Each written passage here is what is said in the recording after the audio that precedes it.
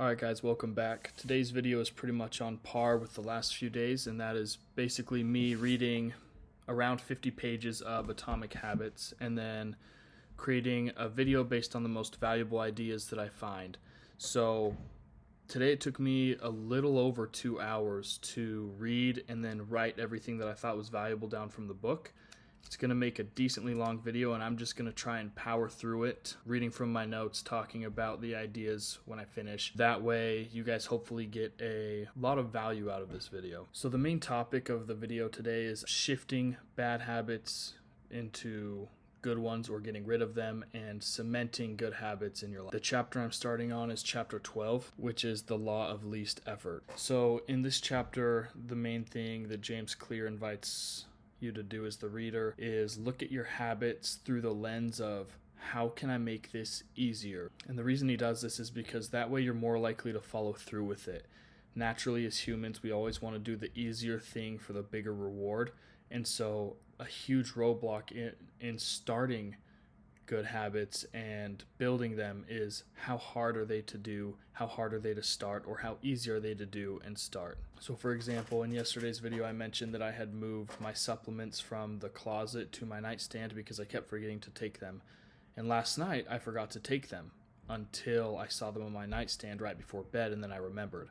And so from the principle yesterday, which was make it obvious, make the habit so obvious you couldn't miss it. That was my example that I implemented immediately while I was reading the book, and it actually worked. In this, look at it through the lens of how to make it easier. That made it a lot easier for me. It made it happen. Now, it's not saying that you should be lazy, but in human nature, that's pretty much how we are. Like I said, it's what can I do the least of for the most of. Like if you want to get jacked or get in shape, you still have to do the work in the gym. But the idea is you make it a little easier to get into the gym. So you lay out your shoes, you lay out your clothes, you get home from work, you immediately take your shoes off, put on your gym clothes, and then you go to the gym. And that makes it a lot easier to keep up the habit of going to the gym, which then is more likely to have you actually work out and work hard at the gym. Another way you can do this for the exercise example is going with a friend. When you go with a friend, it makes it a little easier because you have something to, one, look forward to, and two, keep you accountable. And through the lens of making it easier, that qualifies it, and I guarantee that will help you. The central idea in this chapter is to create an environment that doing the right thing is as easy as possible. You want to reduce the friction of doing the good habits and increase the friction of doing the bad habits. Back to my supplements, I decrease the friction, which is completely remembering that I need to take them, walking over to the closet, getting them all sorted out, and then taking them. To I just see them on the nightstand, I take them. With a bad habit, let's say for the video game console, you increase the friction of doing the bad habit, so you take the console and you put it in the closet, and now you've increased the friction. Now you have to go to the closet to get the game console out. Then you have to set it up instead of just pushing the button and playing. Okay, chapter 13 is how to stop procrastinating using the 2-minute rule. In this chapter, James Clear explains that every decision is a fork in the road, and going down that road, you're going to be presented with more choices, and it's going to ultimately lead you to, on one side, a good outcome, and on the other side, a bad outcome. And that's why it's really crucial to master your decisions throughout the day, and he calls these the decisive moments. So you need to master when you're offered, okay, the waitress asks, what drink do you want? You master that decisive moment and you say water instead of a soda or an alcoholic beverage. One example that I came up with is when you get home from school or work, instead of immediately grabbing your video game console and turning it on, hopefully it's already in the closet, you would instead grab a book, grab your workout clothes, or immediately sit down and start working on your side hustle. In this chapter, James explains that habits are an entry point, not an end point. So the habit, you get home from work, you take your shoes off, you put your workout clothes on, and you walk out the door to your car to go to the gym. That is an entry point to the down the road outcome or result of being in shape. So the habit is you put your workout clothes on to go to the gym, and then the result is you go to the gym, and then the long-term result of that is you get into better shape. Now, specifically with the 2-minute rule, and I'm going to read some of the examples from the book because I didn't want to write all of them down, but they're valuable. It's essentially when you want to start a new habit, if there's a lot of friction, you say what will take 2 minutes or less to do. So if your new habit, you want to start running, well, what will take 2 minutes or less to do to get you going? And that's you sit down, you tie your running shoes on. Now you have your running shoes on, you're not just going to sit there. You're not going to walk back into the house and sit down and watch TV, I hope. Hopefully you'll go outside and at least start walking down the street, and then you'll start maybe running for 100 meters. And then that evolves. You're less likely to not do it if you just take the small step and you do the 2-minute rule and like put your shoes on. So some of the examples are read before bed each night becomes read 1 page. Do 30 minutes of yoga becomes take out the yoga mat. Study for class becomes open my notes. Fold the laundry becomes fold 1 pair of socks. Run 3 miles becomes tie my running shoes, which I just said. So essentially, I really liked how he explained this. He calls the habits that fit inside the 2-minute rule gateway habits. And the way you use these gateway habits is, obviously the name explains it, a gateway to the actual habit that you want that will then get you to the outcome you want. You're going to essentially find and nurture your gateway habits, and those will naturally lead you down a more productive path. Okay, chapter 14 is make good habits inevitable and make bad habits impossible. I'm just going to read a quote that I wrote down from the chapter. Sometimes success is less about making good habits easy and more about making bad habits hard. So he talks about creating what psychologists call a commitment device. So a commitment device is a choice that you make in the present that pretty much controls what you do or get in the future. It locks in future behavior, binds you to good habits, and restricts you from the bad ones. The example he provided in this chapter was pretty interesting, and that is a man putting an adapter between the outlet and the internet router, and so that way at 10 every night the router shut off, and that is a commitment device because in the present it switches it off, and in the future he doesn't have internet, so he just goes to bed. Now these are really powerful because they enable you to take advantage of good intentions before you fall victim to your temptations. So another example that I really liked from this chapter, I'm going to read out of the book. It's about Ulysses, the hero of the book The Odyssey. I'll just read it straight from the book. This is also referred to as the Ulysses Pact or Ulysses Contract, named after Ulysses, the hero of the Odyssey, who told his sailors to tie him to the mast of the ship so that he could hear the enchanting song of the sirens, but wouldn't be able to steer the ship towards them and crash on the rocks. Ulysses realized the benefits of locking in your future actions while your mind is in the right place, rather than waiting to see where your desires take you in the moment. A sure way to ensure your success or your implementation of habits is to find that commitment and make it while you're thinking and your head is in the right place, and then obviously when the time comes you implement. All right, chapter 15 is the cardinal rule of behavior change. Essentially the whole idea is to make it satisfying. So the story that it gives in the book, I'm not going to read it out of the book, I'm just going to tell you what I remember. It takes place in Pakistan, and I can't remember the city, and at the time was one of the largest cities pretty much ever, probably holding 9 million people. And because of this, it was very disease-ridden, and they had a lot of problems with hygiene because there was sewage in the streets. Everyone is living so close together. One of the, I don't exactly remember who they were, but they went to help the situation. And essentially, they thought they were going to go there and tell the Pakistanis, you need to wash your hands. But when they got there, they found the Pakistanis already knew how to wash their hands. It was just they didn't do it good enough. And the reason for that is it wasn't satisfying. They didn't really care. So if they washed their hands, they'd just run their hand under the water, or they would wash their hands, but they'd forget to wash them before they made food. What they did is they brought in a soap that would be considered a luxury to the Pakistanis in that area because everyone was so poor, there was so much poverty. And they gave everyone this soap and said, you just have to wash your hands with it. And this soap smelled really good, it lathered really well, and people enjoyed it. They came back, and the sickness and diarrhea had decreased by 50% after some amount of time that was not very long. There was less skin like rash infections from bacteria. There was less, pretty much everything, no less than 30% decrease, which is impressive. So 30 to 50% decrease in all of the diseases is very impressive. So the thought behind this is what is rewarded is repeated and what is punished is avoided. I'm just going to read this section that I wrote here because it's pretty long.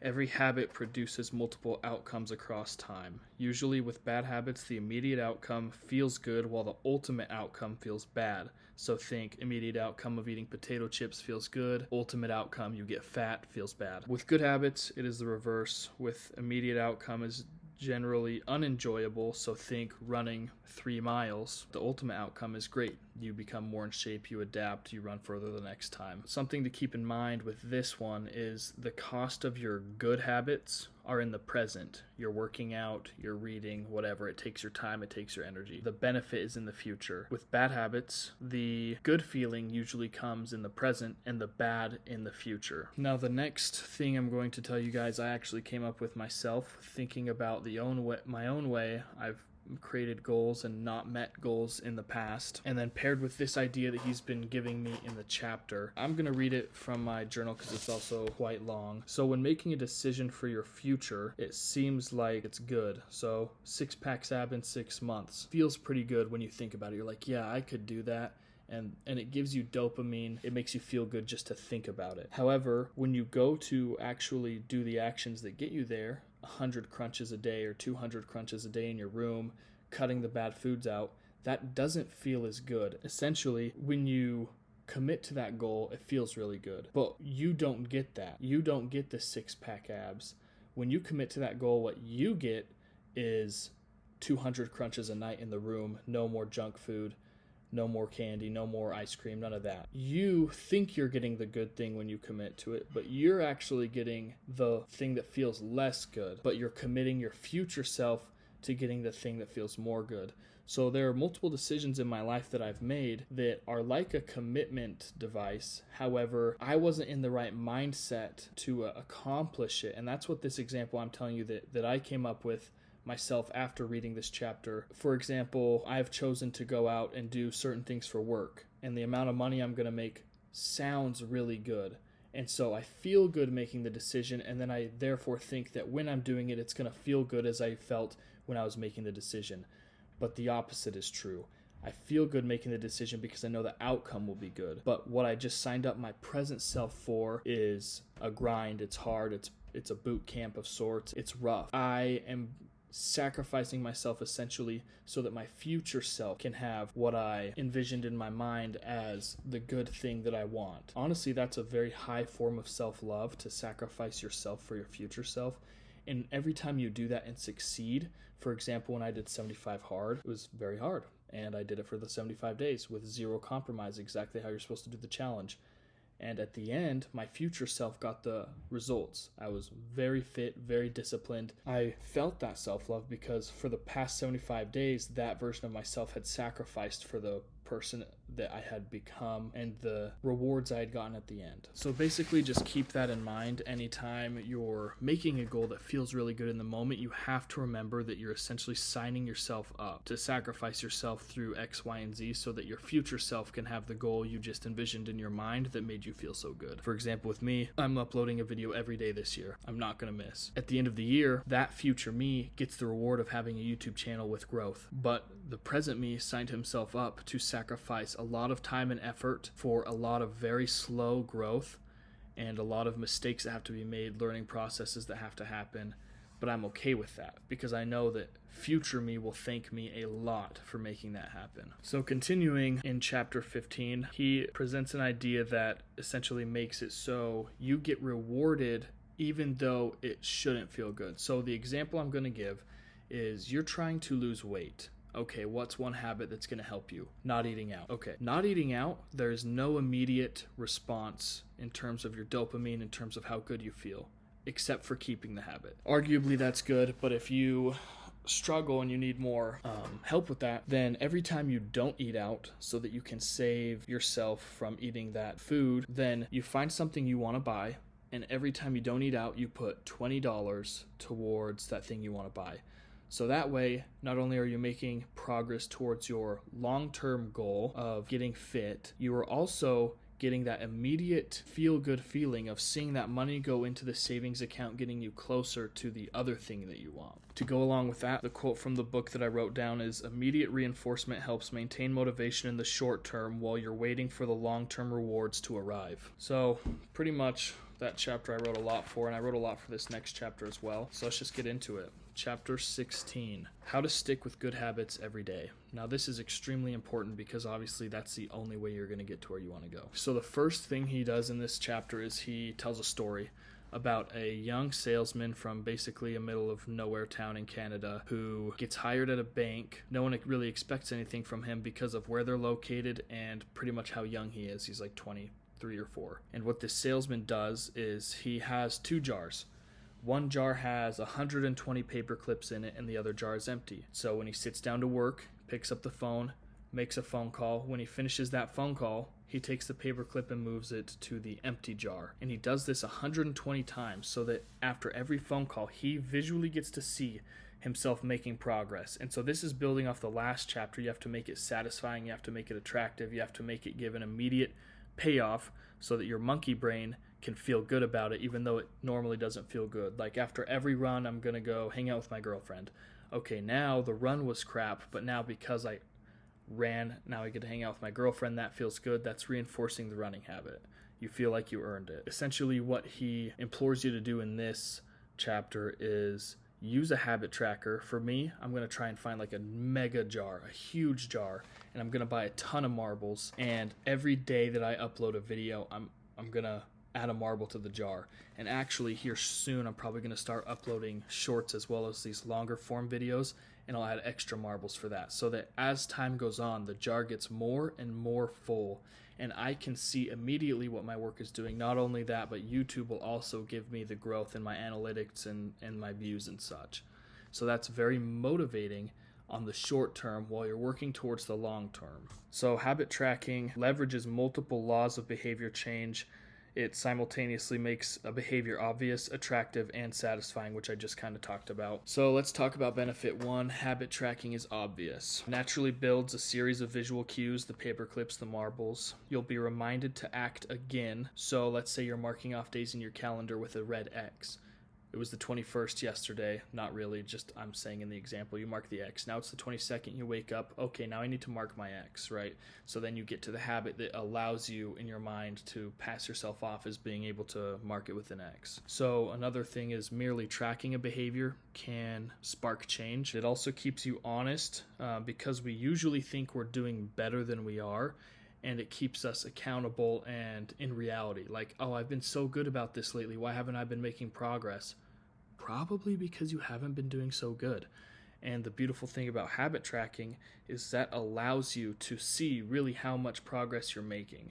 And I might cover this in one of the next benefits, but I just wanted to say it here. If you are habit tracking and you feel like you're not making progress, and what you have in your habit track jar or calendar says you should be making progress, it's just over that next hump. Like this valley of almost despair you feel from working and not seeing the progress, if you just push right through that, directly on the other side is the reward you're wanting. So if you've been doing crunches for 2 months, you just give it 1 more month, keep tracking it, and I guarantee you'll see the progress you're looking for. All right, benefit 2. Habit tracking is attractive. The most effective form of motivation is progress. And personally for myself, I've seen that in the gym. Like after I'm 2 or 3 months in, my biceps are way bigger. I'm starting to get the veins. I'm getting veins in my shoulders. And it comes from being consistent. But then when you start to see that progress and you get those dopamine hits from having delayed the gratification, you're much more inclined to continue pushing with that habit. The other reason this is important is because it provides proof of progress and improvement on days you don't feel like you've gotten very far. Just like I mentioned before, that I mentioned it would probably come up again, is if you don't feel like you've done good, but you have 60 marbles in the jar for 2 months of doing 200 crunches every night, put another 30 marbles in the jar, another month, and then wait and see what you see. And if not, then you might have to adjust your diet. Obviously, there's a lot of factors, but you're going to hopefully adjust for that when you set your goals and determine what habits you're going to need to get there. Benefit 3, habit tracking is satisfying. Putting the marble in the jar, putting the paperclip in the jar, putting the X on the calendar becomes its own reward in and of itself. It becomes its own cue for a dopamine hit, because you finish your habit, you feel good, you put the marble in the jar. You're essentially training yourself to feel good when you put the marble in the jar, and you can only put the marble in the jar when you finish your habit. So while you've delayed gratification and you're waiting for the results, you're still giving yourself those little rewards by tracking it. And this ensures that you're more likely to endure as you're going throughout every single day doing your habit. So it also keeps your eye on the ball, focused on the process and progress, not the result, which we've gone over in the other videos. If you haven't watched them, go back and watch them. It's important. And casting votes for who you wish to be, also in other videos. Essentially, every time you perform the habit, you're saying, this is my vote on I want to be this person. And the more votes you have, the heavier that is, obviously, and obviously the more closer you're going to be to becoming that person. So you want to record the habit with your little tracker immediately after you complete the habit. And so you're going to habit stack this new habit on top of the habit you're already doing. So every time I finish a video and it uploads to YouTube, I'll put a thing in the jar, and I'll probably put it back here somewhere too, so you guys can see the jar and see my own progress throughout, like how many videos I've been uploading, and it'll be kind of cool to see. So essentially the equation for this is current habit, I will habit track. So after I do 200 crunches, I will put a marble in the jar, or I will mark a red X on the calendar. And that way, no matter what, you do the one thing and you record it. Something he also covered in this chapter, which is important, is what happens if you miss a day? What happens if you miss doing the habit one of the times? He basically says that you pretty much just don't want to miss more than once. So the two things from this little idea are, don't miss more than once, and don't put a 0 up on the board. So let's say your goal is to work out at the gym for an hour every day. Well, you only have half an hour today. Do the half hour. Out of 100%, that's 50. So your days will look like 100%, 100%, 100%, 100%, 50%, 100%. However, that 50% is still a vote towards the person you're trying to become, and it's still helping solidify the new identity that you're trying to bring about by indulging in this habit in the first place. Now, if you do miss, just try not to miss again, even if you can only do a partial number and put that partial number up on the board. For example, I'm sure one of these days something crazy will happen because it's life, and I'll miss a long form upload like this video. Well, technically a short is still an upload, and I can film a short pretty much anywhere. It takes 30 seconds and I can upload it no matter how bad it is. And let's say it's a 10% out of my 100% in terms of effort and quality. That's still a 10 versus a 0, and it still counts, it still helps. In this section, he really emphasizes the idea that it's not one mistake that kills you, but the spiral. Because if you make one mistake, then the next day you're not feeling like that, or it's going to be hard. You're like, oh, I missed yesterday, so it doesn't really matter. I'll just miss today and I'll get back at it tomorrow. But odds are, the longer that goes on, the less likely you are to actually get back on the horse and keep working. All right, that's pretty much going to conclude the video. If you made it this far, you're a real one. Just comment, I made it to the end. And, I would appreciate that, to see whoever did. It means a lot to me as a small channel, as someone who's trying to grow. Pretty much sums everything up. If you liked the video, just hit the like button. If you got something valuable out of the video, I'd really appreciate a comment. And if you, like I said, if you made it this far, just comment that you made it to the end, and I'll see you guys in tomorrow's video.